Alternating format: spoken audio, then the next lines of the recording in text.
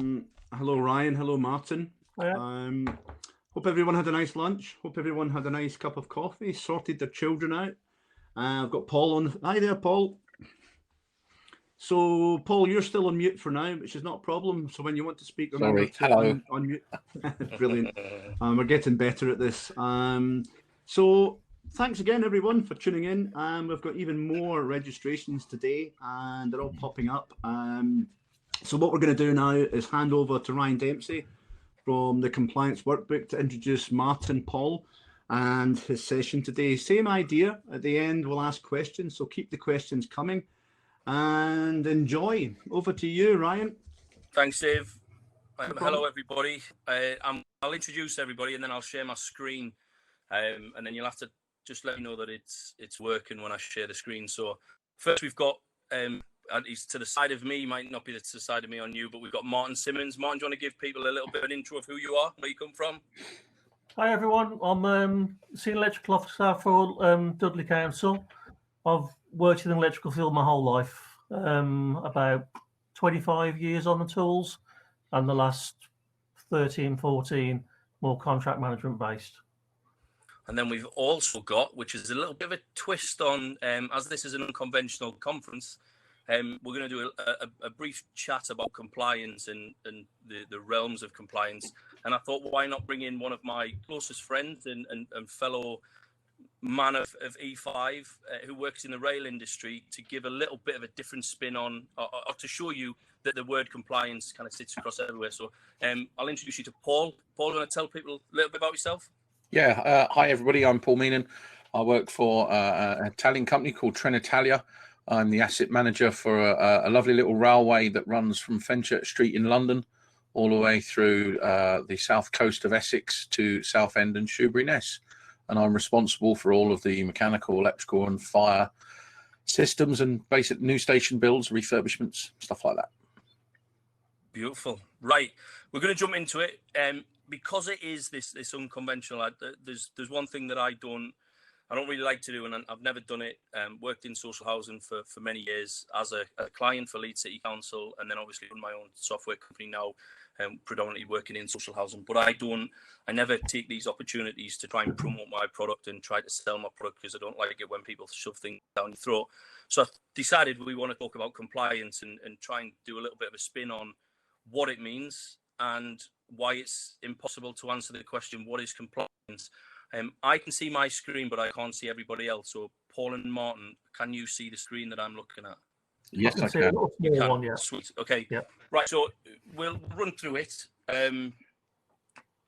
Obviously, by seeing what is compliance, everybody's confused because everybody will have their own interpretation of what compliance means to them. As we work through the presentation, you'll realize that there's nothing wrong with that, but the general comment or the general question of what is compliance, it's important to realize that there isn't a set answer. You can't answer that question without further things. But we'll do a little bit of an icebreaker. Just want you to think outside the box and think. So last year, the housing regulator downgraded a housing association from a G1 to G2. And the reason for that was they had identified a number of C2 observations. Now, a C2 observation is something where an electrician will go into a property and he or she will identify something that is potentially dangerous. Now, that housing organization had C2s on file for over 2 years. Now, when I've put on the bottom there, think about that. If it's potentially dangerous and they're non-compliant, yet the C2 was there for 2 years and nothing happened, does that not raise some questions around, was it really a C2? Was it potentially dangerous? Was it actually dangerous? And how can you use somebody's opinion to downgrade such a big organization? If you don't mind me chipping in here, Ryan, I think it's the sign of a business with far bigger problems. To be perfectly honest with you, if a business can sit on 300 or 400 C2s for 2 years, they've evidently either got some serious tribal silo issues, their communication systems are bad, their change or their procurement or their financial planning or forecasting is in a big problem. It speaks volumes to the business. It does. And yeah, I guess the point is that there's obviously much bigger issues with that organisation, but the reason why they were downgraded, there's some things around that.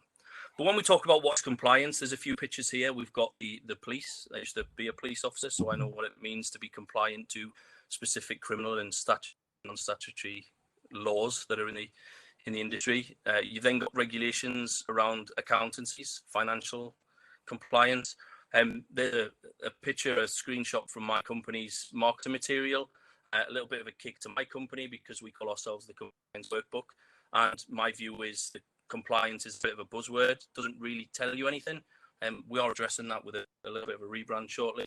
You've then got an image there of the wiring regulations, blue one, requirements for electrical installations.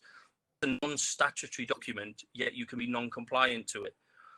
The housing regulator, bottom left. Now, when we talk about compliance from the housing regulator perspective, the housing regulator looks at compliance against governance and financial viability, value for money incentives and rents, and they do an in-depth assessment on how you manage your processes. But when it comes to electrics or gas or compliance, they'll then refer to the Decent Home Standard, which they then assess you on that. So there's multiple levels of compliance there. International Compliance Association, there's an actual association, global one, which will define compliance, but again, it needs its intent. We've all got a duty of care, so are we compliant with that? And the last pitch is just explaining that there are multiple different things around compliance. So it is relatively easy to answer the question of the intent. So if I'm a qualified electrician and I am going to carry out a piece of electrical work, and you then go and assess that work, because you've got the intent, it's an electrical piece of work, you can then marry up what I've done to whether or not I've reduced the risk and whether I'm compliant against that.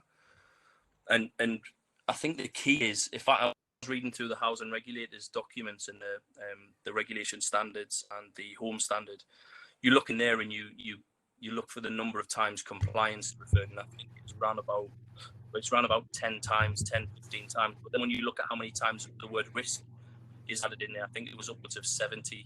So we should start referring to compliance. What is the risk? Yeah, if you don't mind me chipping in here, Ryan, yes, just using the big blue book as an example, the wiring regulations, our compliance manager will sit in a room somewhere, a dark corner, flick through this book and say, oh, no, we're non-compliant. We've got C2s, C3s, and I haven't got funding. And that person sits in a little hollow room with their voice echoing around with nobody listening, because this is a non-statutory document, because they're talking the wrong language, because everybody around them and above them only speaks in the form of risk, corporate risk, business risk, financial risk, safety risk, public risk, all these different risks which sit in various silos of the business that need to work their way up. Someone's phone's going off. I don't know whose that is, but anyway, yes, all these different silos where they all own different levels of risk, and each risk tribe has to shout the loudest into board level to try and get the money. If you've got a blue book that's a guidance note, it's very difficult. And this is why I personally don't speak of compliance in my railway. I speak of everything as a passenger safety risk, an operational risk, a business continuity risk, a revenue risk, because the railway collects money to generate revenue to pay for itself. Now, if you kind of adapt your behaviours to that, what you'll find is at a corporate level, they're more dialed into your frequency. And this is why we're killing the word compliance. And what is it? It's different for every single different tribe. But the good thing about that is, and I'm glad you said that, because my time in social housing, that's exactly one of the big things for me. If I had a particular risk within my organisation, I felt like I had to put my sales hat on. And that sales hat was, I had to then redefine how I communicated with the people who I had to sell the dream to. Now, I'm selling a dream of safety, but it's just financial. And again, brings me nicely onto this image. Is an image. I can agree with that, Ryan. Being still in that environment, you do get a lot of that. It's hard. It's very hard to convey the level of risk that some of our properties are putting people in. But when you consider the likes of from an electrical perspective, because the three of us are electrical, when you look at an RCD protective device that you see in a consumer unit these days, now they were coming in 1993 as for outdoor use. Yeah. A long time ago. And yet we still have properties throughout the whole of social housing that don't have any RCD protection. Now, for us, we know that an RCD protected circuit gives the tenant or anyone using that a 97% chance of survival if they come into contact with the electrical installation. Yet when we try and sell that to them, the only thing the organisation sees is how many of these do we fit and how much is it going to cost us. Now, we are a reactive sector, and I think every sector is the same. And unfortunately, there is case law that you can refer to where that's backfired on some organisations. That there might be someone in this listening to this now who's a member of one of the organisations who it doesn't much to go case law around feelings around electrical safety and health and safety at work, and they wished they had listened to the person who was saying these RCD protection devices. It brings me quite nicely onto this picture, which Paul, you gave this to me a few years back, and it's part of the Institute of Asset Management. And this is a fantastic YouTube video so you can click on. And it's known as the big picture. So that diagram is known as the big picture. If you put it into YouTube, you'll see a 9.5-minute video that will change your business. Because everyone who watches it, regardless of what business you sit in, will see themselves sitting somewhere. Now, if you zoom in and make it full screen, you'll see lots of little departments in a overall business. And it just kind of shows the synergy and the links that are supposed to exist. But what it's actually demonstrating is they're all little different tribes. Maintenance tribe, engineering tribe, quality tribe, audit tribe, safety tribe, projects tribe, corporate tribes. And it kind of hits home, really, if you adopt asset management principles and you have true synergy across them. Just to take a step back to what you were just saying before you introduced the slide. I don't look at myself as an electrical manager. How weird is that? I look at myself as someone who speaks about a bigger picture, and the bit I'm representing is the pipes and wires bit. Because if I go into that big tribal jungle or different silos and talk earth loop impedance, RCD, BSEN, 7671, all this technobabble, I lose the room the minute I start. Because not everybody is technical. So you have to approach things with a kind of a Janet and John. Hi, I'm Janet, you're John. Nice, simple apples and pears type language. And what you need to do is any asset manager, you can't manage an asset until you know what you've got and what condition it's in. If you've got 500 C2s, you've got potential risk. It's your job to translate all that technical into business risk and get the hearts and minds of every single one of those tribes so that you stand tallest to get the money to get this stuff closed out, or at least have done as much as practicable within the duty of care that you hold. People will think you're weird, but actually what you're trying to do is do what the business needs everybody to do. And that's what that big picture video makes people realize, that it's not about the individuals. And there are so many companies now that are built upon personalities, not the processes. Some companies have processes that hinder, some have processes that enable. I think, what's his name? The Tesla chap, Elon Musk, he's probably one of the biggest corporate people who just kick doors in and say, don't need meetings for now, don't need this. If there's something getting in your way, rewrite the rule book. A lot of companies are too scared of that. And with risk in itself, anyone watching this now will go, risk, oh yeah, that's the safety guy. That's the safety department that do that. Or that's that tribe called safety and they advise me. No, you advise them. If you're managing these assets, you should be informing them or understanding what corporate risk that you need to inform them and in what manner. This is about constant communication. And then things will happen. But the big picture is a great video. Everybody should log on to YouTube and watch it for the 9.5 minutes. You have to share the link after. I'm intrigued. Let's put it like this. When I joined my current employer, I joined a very small asset management team, and I was asked to host the first team meeting. It's kind of a tradition. And the first thing I did was I said, look, I could bore you with pipes and wires and electrics and pictures of burnt out stuff, but I'm just going to show you this video. And I pressed play and I just sat there and I watched the room. And literally during that, every single person squirmed. And afterwards I went, did everybody see themselves in there? And they all went, yes. That's good. Whoever developed it was a clever cookie. So the next few slides the next few slides are to a little bit of food for thought, really, and it's to make you kind of think about in your organization. So when we see what happens when your financial tribe are obligated to achieve something, for instance, there needs to be a reduction in spend within our environment, within social housing. We're constantly being told to make the budget leaner. And yet, what if you're then challenged from the engineering perspective to say, well, we need this, I need a 10% increase rather than a 20% reduction. And it then comes to who can shout the loudest. But it does get a little bit worse when you dig a little bit deeper. Let me explain.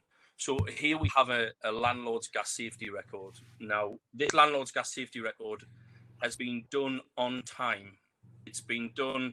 We've got a specific date that it needs to be done by. We've gone and we've tested it. Now we are compliant, and that's what we report as organisations. But yet, a document has a number of errors on it. We then become non-compliant. But yet we've got a compliant document, but yet we've become non-compliant. And then even further, we drill into that a little bit further. We've got an electrical document here that's satisfactory and it's got 5 years till its next inspection date. But this electrical document has 1,643 failures. Now, this isn't a domestic one, obviously, because if you work in social housing and your safety team come up to you and say, we've got an EICR with 1,643 issues, you really do have serious problems. This is a train station, but the principles are still the same. So when we talk about compliant, who makes that decision? Just to interject, go back on that, Ryan, that is probably one of my biggest gripes, that as an organisation, we'll see how many ICRs or whatever tests we've carried out have we done. And then it's like, well, big thumbs up. So we're compliant. We've got a test certificate, not what that test certificate tells you. Yeah, see, one of the biggest problems, Martin, is social housing, which I've tried to address it. Recently wrote a specification for a council in the Northwest for the new tender, and I tried to address it in there as well. Is when you run your compliance risk, your KPIs, you take the number of properties that are currently outstanding, and you put a percentage against your whole housing stock. And the problem you've got, number will very rarely change because of the buying and selling, the voids. And what you need to do is you need to judge this month. There's 20 jobs going to go out. You need to judge your number of jobs that are going to go out of date or over the due dates by the month, not by the total number of assets that you manage, because it just skews the numbers and it doesn't mean anything. Can I just add to Martin's comment, because Martin said something that disturbed me. And there are people out there that if they've got a certificate, they don't really care. Those people, to be honest with you, should only be offered one of two things: the windows or the stairs, because they should be slung out of an organisation, because those people and their attitude very quickly can translate to corporate manslaughter.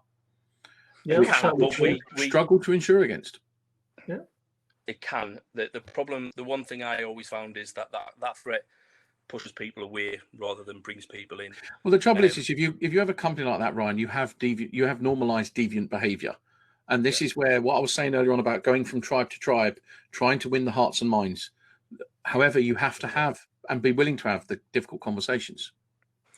Yeah, you're right.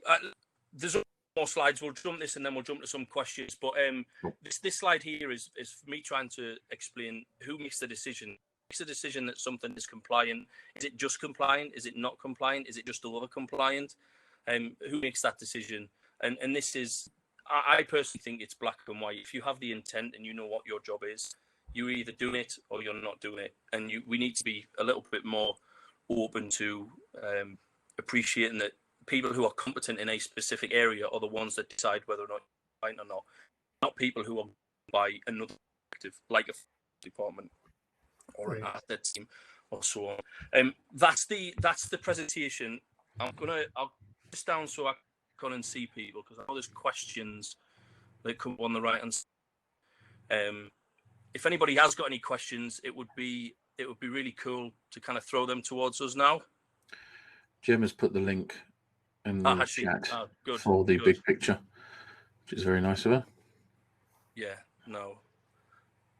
Dave, see you, look, he's clicked back in. Oh, I thought you finished a little bit earlier than I was anticipating there. So, I asked a question that could be quite controversial, and Karen's kind of responded. So, listen, I'm a massive fan of compliance across the sector. Have been for years, in all sorts of areas. So here's my question. Could Grenfell have been avoided? Could have been avoided with a more comprehensive look at compliance? And let's be very careful on how we answer this, because Grenfell is such a, when you talk about a perfect storm. Now, when you do a lot of reading and digging into the causes and things that happened in Grenfell, you talk about the weather that day. You talk about where the people were in the building that day. You talk about the maintenance work that was going on the staircase, the compartmentation issues, the maintenance regime. PFI, as anybody who works in social housing is frightened to talk up that PFI is predominantly, the purpose of PFI is to say, this is how much money we've got over a period of time. If you can do what we need to do, whatever's left at the end, we'll share 50-50. Right. So you are governed, or you are almost incentivized to spend cheap and to do cheap. Now, Grenfell is an interesting cause, and let me caveat this with, this is my opinion. It's not I understand. Yeah. What we have there is the question is more comprehensive look at compliance. If people managed the maintenance and the installation, the specifications better, yes, absolutely. But that's the same with anything. That's the same with somebody tripping over, walking out of a sheltered scheme because the floor's a little bit slippy, to the likes of Grenfell, all the way up to the most catastrophic, the big catastrophe. They dot and dabbed the cladding, so there was a chimney between. A fridge set on fire. They had the window open because it was red hot that day. If it was freezing cold that day, that window would have been shut and that fire wouldn't have got sucked out and up that chimney flue. There are too many things that happened that day that became a perfect ingredient. It's something that has opened our eyes to trying to deal with compliance more, but we should be looking at more around the risk and having the right people managing the right area of work. So they're talking about building safety managers. I did sit on one of the working groups, although I got kicked off because I didn't agree with the what they were writing. So I sent it to Inside Housing and they published it, and I was told I wasn't allowed to do that apparently. But they've now revisited and they're rewriting it, so it obviously worked. They're trying to put building safety managers in there, and they're seeing if we can put somebody in there who is competent a little bit in a lot, then they'll fix that. And that's not the case. That unfortunately, I'm a qualified electrician, but I know a lot about Legionella, fire risk assessments, lightning conductors, communal ventilation, but I don't know enough to manage them in a more robust way. So the short answer is, if people managed compliance or they understood risk a lot more, would we have had Grenfell? I don't think so. I don't think we would have had Grenfell. I totally agree with you. Karen Thode replied that she thinks it's, I don't know if you can see these actually. Yes. She mentions about it could have been mitigated by starting way early in the process and looking at procurement and the legitimization, the legalities of that. And also, I think the most valid point, Ryan, I'd love the guys around the table here or around England to say what they think on this one. So it doesn't simply apply to the recording of percentage risk targets. It starts at the very beginning when developing the procurement strategy. So I think it has to start way earlier in the chain for it to be addressed. And I think maybe Grenfell was a wake-up call to a lot of people. Paul, do you want to comment on that? Yeah, procurement. You've just swore at me. You've just swore. It was Karen's fault. I use quite offensive language at work. I use the C word quite a lot. Competence. Never mind compliance, because to certain parts of businesses, they can be quite offensive. Procurement for me has always been, since procurement arrived on the scene in the early 2000s. They were supposed to prevent the corruption of handing stuff to your pals, which was great. But the trouble is if you incentivize procurement officers to seek best value for a business, which is not a bad thing, but you incentivize them, they will always create matrices and frameworks where cheap is king always, because that individual wants, and then you effectively corrupt the procurement. So quality and safety is never in the forefront unless you make it. I mean, I did a tender on a railway that I used to work on, and I made sure that the awarding framework, the cost was 40% of the total value of points. Yeah. And honest to God, it was like it had such an impact across the entire company, and I stuck to my guns because it was my project, my award. I'm going to jump in with another C word that's criminal. Yes. When you do that, it's almost criminal. Now, Karen, I know, is an expert in those areas, and will totally agree with you in a range of those areas. Too many people inside associations, when looking at technology and or process and or compliance, listen, I was going to say pissed off there, but I won't. I'll say annoyed that they just cut too many corners. And yeah, they need to know what the big picture they're looking at, or at least go on a journey with competent persons to help them understand the big picture. And that big picture always forms the word risk at a board level. And then when you dig down, then you realize where the compliance layers are and in what discipline, in what subject. A building safety manager, if it was for the sake, I assume that role would be to stitch all that together. But without the support at board level, without purist asset management and the removal of tribalism in companies, it's going to be very difficult. I think what they're trying to do, Paul, with the building safety manager is one of the things that we've seen the decline of over the many years I've been in the trade is the use of clerk of works. Yep. Yeah. Now, this is the reintroduction of a different term. They won't have as in-depth knowledge as the clerk of works, but the clerk of works were an absolute genius, and they were I used to always call them the gatekeeper. Now in Scotland, a lot of people still have clerk of works, and it works really well because that clerk of works understands the organisation. They were privy to the development of the specifications, so they were there to develop what the client wants or the organisation wants, so they can manage the output in accordance with the client specifications, and that works quite well.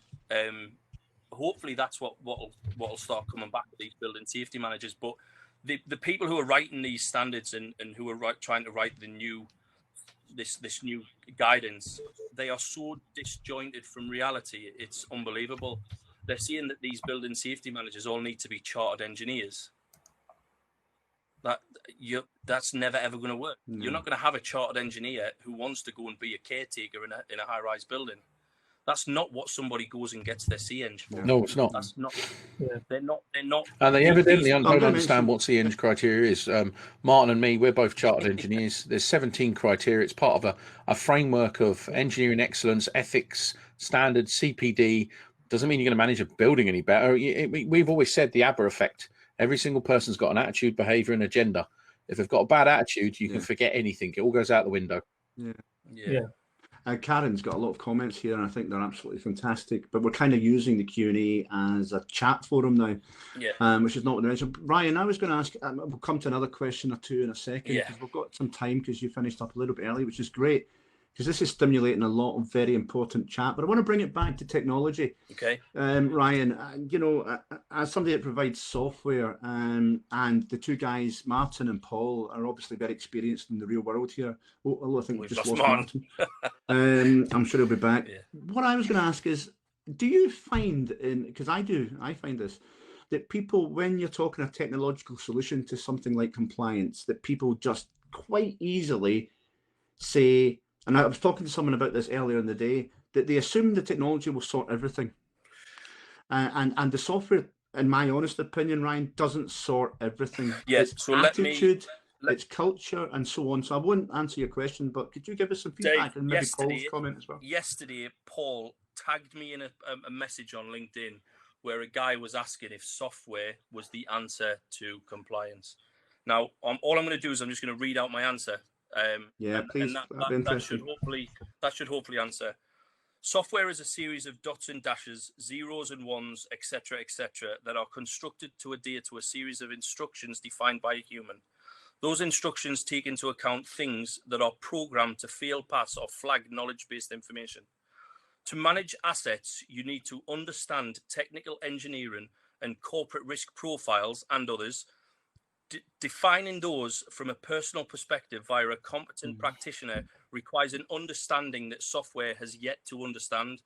If you look at the Winograd schema, software doesn't understand. This is what it really irritates me when people say we use artificial intelligence, we use machine learning. You don't use artificial intelligence and you do not use machine learning in the management of compliance or risk within an organization, simply because computers haven't yet learned how to understand the English language like a human, technical, competent person can. Perfect example. I'm a computer, or you're instructing me as a computer, and you tell me to put a trophy in a suitcase. The computer doesn't know what a trophy is. It doesn't know how big it is. It doesn't know what a suitcase is. It doesn't know if you can put that trophy in that suitcase. So you have to educate computers, really. So what I put at the end of that is software is one of the tools in the bag. Depending on how good the people are behind the software, their experience of the sector they work in, and depending on how much benefit it gives to your organization, depends whether or not that tool is your best tool in the bag or your worst tool in the bag. Did they respond? He liked it, but he didn't respond to it. It's fair to say the asset management community is always one of a lot of debate, and I'm fortunate. The last 2 years in a row, the IAM conference in London, I've been able to chair some of the days. So like the panel rooms where we're presenting the papers, and so I've seen people all the way from America to the Philippines, Thailand, all tell their journeys of asset management, and it's amazing. There's always a common thread, but if you look at the asset management big picture in whatever form you start on, everybody starts on the ladder at a different place, and it's always the place that's best for them with their finances and their appetites and everything else. There's no one clear path. It's just these are the things that you need to remember and think about and consider and fit your business. And it's a very difficult long-term journey, and people don't realize that, I don't think, yet. Sorry, guys, I lost you for a while there. Sorry, Martin. Right. Yeah, don't worry. We're all talking about all good. I mean, obviously, just backtracking some of the things that were said. Like for me, my biggest battle personally in social housing at the moment, to use the tribe metaphor, is the engineering tribe versus the finance tribe. It's just a constant battle. I mean, I was amazed that Paul managed to get more than 50% quality through on a tender document. The trouble is they're the ones who end up in the dock, and I just point at them as the blockers. Totally. I mean, I have once said them that, like, if you do go to court, it'll be somebody like me pointing at you saying you didn't do this because of. Worst case, Martin, the problem you've got there, Martin, is the problem you have there, Martin, and they know it. People know this. It's not a case of if you went to court or Dudley Metropolitan Council go to court because something's happened. It's not a case of the engineering tribe seen to the finance tribe. Well, I did tell you, you all wear the same hat. You all wear the same top with the same logo. If you can't have your in-house relationships, when it goes to an external PR court case, you're absolutely screwed. If you can't fix it in-house, you're never going to win out externally. It's exasperating at times. Courts are there to, if you don't mind me just chipping in, courts are there to go for it, Paul. To almost sort through the rows. It's like on fire safety. It's like if you've got issues over fire safety and who's responsible. Well, it doesn't matter who's responsible in the context of you've all got a duty wearing the same hat, the same badge to cooperate and coordinate and resolve the problem. And if it means going to a different part of the business and changing a contract or a lease boundary or you have to do that because a judge will sit in there and go, well, why couldn't you all just get on and agree? And if it comes down to personal egos, it then comes into corporate manslaughter, and especially depending on the output of it. But it is. Go on, Dave. What you're gonna say something? Yeah, no, you're unruly bunch, this lot. But it's all good stuff. No, I like the debate. Tom Robbins from Switchy has asked a question: what impact has the fitness for human habitation legislation had on a housing association's perception of financial risk rather than compliance? That's interesting. It is an interesting question, Tom, because the fitness for human habitation is I think they've just updated that recently, because you used to have your decent home standard, and the decent home standard. Take a step back and look at the decent home standard. That required us to, I think, Landlord and Tenants Act is section 8, 10 and 11, which talks about the fitness for human habitation. And it says that every property should be free from risk on the sanitary, the water, the gas, and all of this stuff. And that's what the regulations refer to.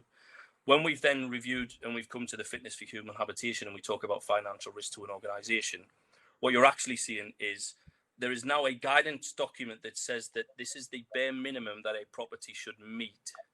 And the problem we have with that from a social housing perspective is, instead of us thinking outside the box or laterally, we look at how many housing do we have, what is the current condition of those, and are we compliant to the fitness for human habitation or not? Whereas we should be thinking, what do our tenants need? What is the requirement? How do we reduce the defective premises, the disrepair claims? How do we improve the lives of people who we provide services to?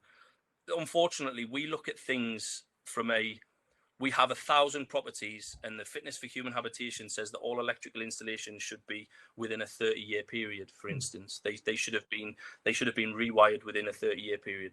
They then say, well, when was the last time they were rewired? They were all rewired in the last 30 years. Now, if they were rewired 30 years ago, personally, they're not fit for human habitation because they don't take up the advances in technology around safety. But in terms of that document from a financial perspective, that organization can't be downgraded and can't be judged because they meet the minimum standards of the fitness for human habitation.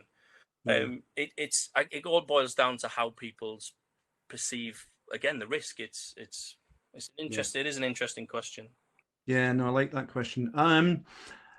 This one here, given recent events have not prompted some organisations to focus on this, what do you think it will take to make landlords or HAs who are less advanced focused on their risk management and compliance?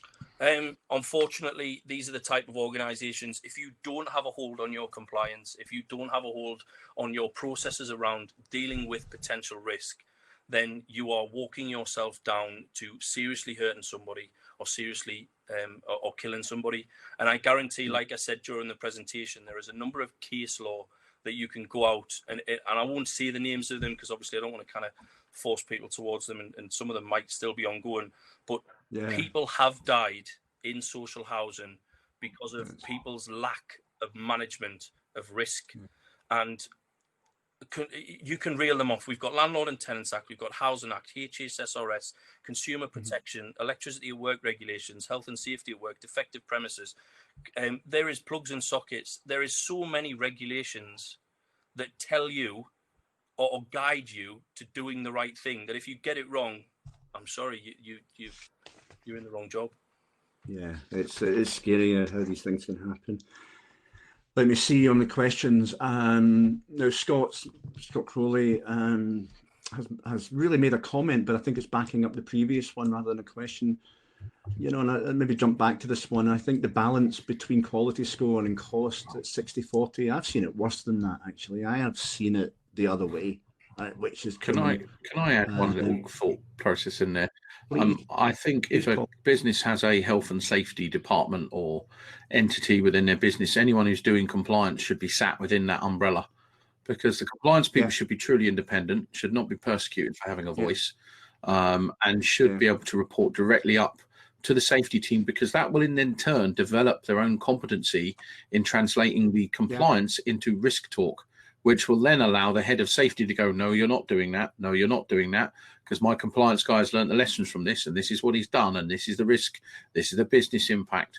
I had it once before. I worked at EDF, and my technical department got moved into safety, and the minute it did, we were untouchable.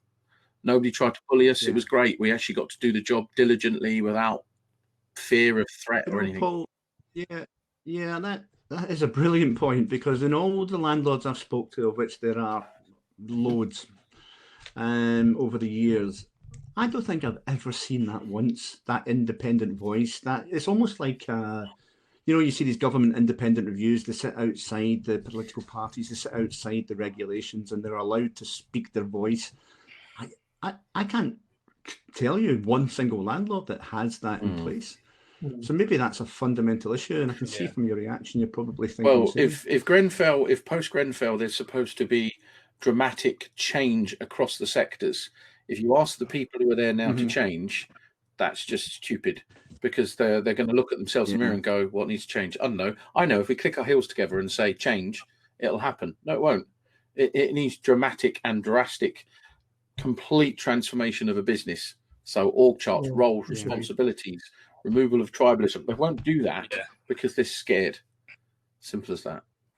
Well, there's an interesting question that's popped up. But before that question, I'm going to ask you to answer potentially Karen Thodi's question. She's all over She this. seems like really a hot clued up. potato, isn't Hi, she? Karen. I have a Yes. feeling, Karen, I'm not going to answer this question. I'm going to let Paul and Martin answer this question because I have a feeling I know what they're going to say. Well, let me ask. I don't want to be Yeah. accused of Let me read it pitching out. something to you. Let me read it out, Ryan. Well past. How can software solutions, excuse me, be used appropriately to prevent manipulation of data, which requires to be reported, for example, meeting minimum standards? Oh, fantastic question. Guys, Paul and Martin, the sleepy shoulder of Ryan was given over to you there. Well, I mean, I have a conflict of interest in the mean, answer to that question. We I know, use I Ryan's know. product for like checking all our certificates that come in, and it does lift a great burden off our engineers, saves a lot of time, and what can't speak can't lie. It can only return accurate results. So I'm a massive advocate of Ryan's product. Is he blushing yet? No. A little bit, yeah. You can't see because I've got the window open. So No, the sun's shining but on that it. said, like I said earlier, that you always need engineers behind it.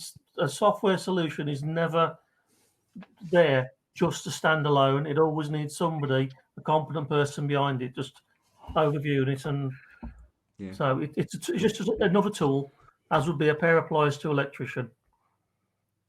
I can answer that as well. Really I'll try not to make Ryan turn purple. So you know me, Ryan, blunt and open and honest. So I joined my current role about 2.5 years ago, and I used Ryan's software to try and ascertain what sort of a state I was in, because I didn't have any asset information, any asset knowledge. And without the asset information and knowledge, you don't know what risk level you have, you don't know what funding you need, you don't know where you need to concentrate or target first. And using Ryan software totally, it kicked me back quite a lot. It enabled me to go and kick a contractor who weren't doing their work correctly, and they didn't even dare argue. But what it did, it gave me a baseline. It gave me a working platform to go from and springboard and investigate more and try and delve down and discover more risk. And that wasn't using software, that was using manual tasks, manual competent experts to build on that portfolio knowledge, so I could build it into my strategies and my asset portfolio knowledge, so that I always operate the hit by a bus policy. You should leave the place better than, and all your knowledge and information. But what it did allow me to do was it allowed me to identify more use of technology would better risk averse the business. So, for instance, I run a railway and we're about collecting revenue and running trains. It's pretty much all the company cares about in respects of we must run trains in time, we must collect the revenue. So my electrical stuff is irrelevant until it trips out and we lose money. But if I apply technology to that and I can respond quicker and I can understand what I'm doing and understand the risk connected to my electrics, then there's something else that nobody's ever done before. And that's what I'm currently doing at the moment with the works. I'm implementing more technology that I use. The technology does not use me. I use the technology. And if I can't use the technology, I'm not competent for the job. Paul, if I have a mission in social housing, it's to get this sector away from being reactive to what I'm doing in rail, as Ryan mentioned earlier. And that's what exactly you're what I'm about doing there, in rail, because I've got an entire route that I can actually do it in. And luckily my board and my directors are fully supportive of it, albeit frustrated as well, because it's costing them a lot more than they thought. But then that's another subject. Return on Dave, investment. we've got 1 minute. Let me clear these two questions out for you. Go for it. We've got, what are the blockers you face the most? Now for me, that is a really easy question to ask. The biggest blockers in compliance in social housing is people's lack of understanding and lack of ability to want to understand. So, for instance, really quickly, I would work for a local authority and I would need to rewire 1,000 properties to bring the risk to the organisation down. I would then go up against somebody who needed the same £1 million to paint 4 high-rise buildings. And they won because the organisation thought that me rewiring 1,000 properties would not be something that they could advertise and that the local MPs could see. But if we painted 4 high-rise buildings, the local MPs could see that we're spending the money wisely. If the organisation understood what I was seeing and the way I said it, then the organisation would spend the money where it needs to be and where the organisation isn't going to hurt as much. And it is people's lack of it's that want to understand. I've got my objectives. As long as I meet my objectives, I don't really care that you're not as loud as me. Therefore, I'm Ryan, cool. I think you could call that competency-based attitude. It is, yeah, it is. And then Dave, on the other one from Jane. Yeah. I didn't know Jane was here. Nice to see Jane's good old name. friend Jane. TPAS. Now this is going to be a little bit. I'm going to have to be very careful how I respond to this because I don't want to disrespect any tenants in social housing. But what I would say is, if you bring a tenant into an advisory board to make decisions based on your risk as a corporate entity, you need to ensure that that tenant is fully aware that this isn't about them. This is about the collective. This is about the decisions we make as a corporate organization to provide the same service to everybody. Now, one of the big problems I've always found is when you get tenants coming in, that they will say, by the way, at the end of a meeting, you'd always have one that would say, oh, by the way, one of my friends has just got a new kitchen, and where am I on the list for a new kitchen? You see, well, you're not on the list. Well, can I be put on the list? And you normally find that some people start being a little bit dishonest with their what's that saying from Spider-Man? With great power comes great responsibility. And I guess that's what I'm trying to see. And a tenant does have a voice because it is their castle, it is their house, it is where they live, it's their home, and the decisions we make should be 95% why for our tenants, because they're the people who we do this for. But that other 5% should be very clear cut why we're making the decisions. Just explain to everyone. I don't mind going a minute or two over here. The TPAS is the Tenants Advisory Service, really the body that deals with the tenant's voice. But I'm just thinking maybe in the next event we do get some tenants, some tenant board members on these things. They have a voice, yet they're not on this forum today. Yeah. So if you know of real participative tenants that have got a real good voice and a real good message, then I think we should get them on the next one. Guys, Ryan, Paul, Martin, thank you very much. We're going to have a half-hour break now. More questions, just pop onto the guys' stand, have a coffee, have a chat with them. That was a really good conversation, really high-level one. So coffee break, and then we're back on to Digital Spidgel with myself and a few others. Thanks, Dave. That should be good. Thanks, guys. Thank you. Take care. Bye now.